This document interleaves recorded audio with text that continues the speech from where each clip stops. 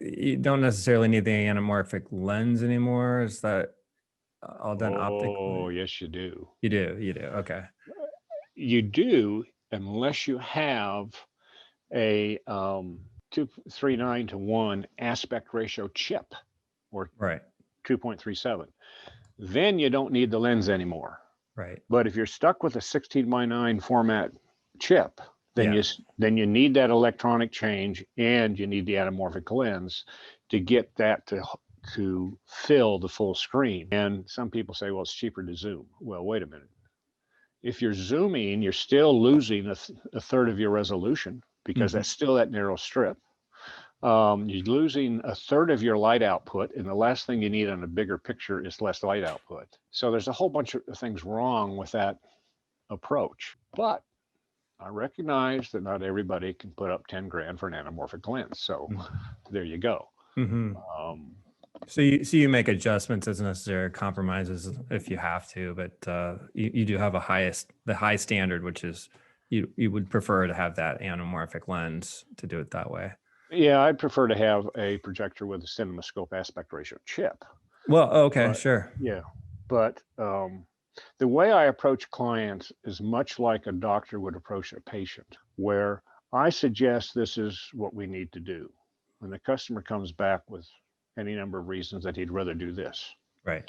My job at that point in time is to tell him the pros and cons of doing it my way and the pros and cons of doing it his way from a technical perspective, and allow them then to make an informed decision.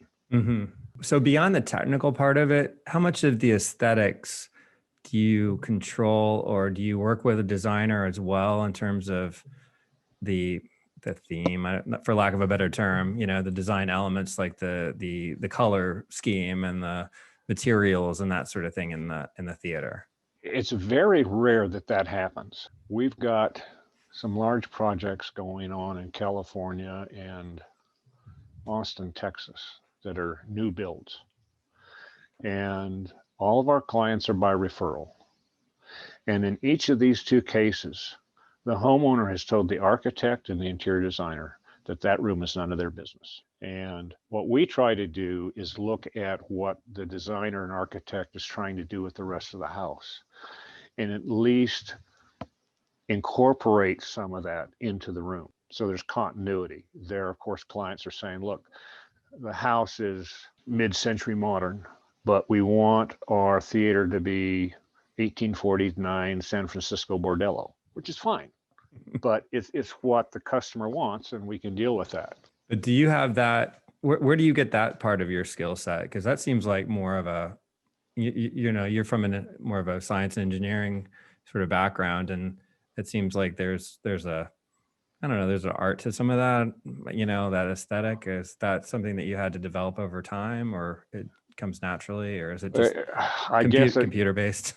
Yeah, I guess it comes somewhat naturally, but on the other hand, when I was at university, like many people, I had to work. And I ended up working in an advertising agency in the creative department. So some of those skills were picked up there. Okay. Interesting. From the graphic arts perspective. Yeah. And I'm proud to say I can still use a ruling pen without dripping ink.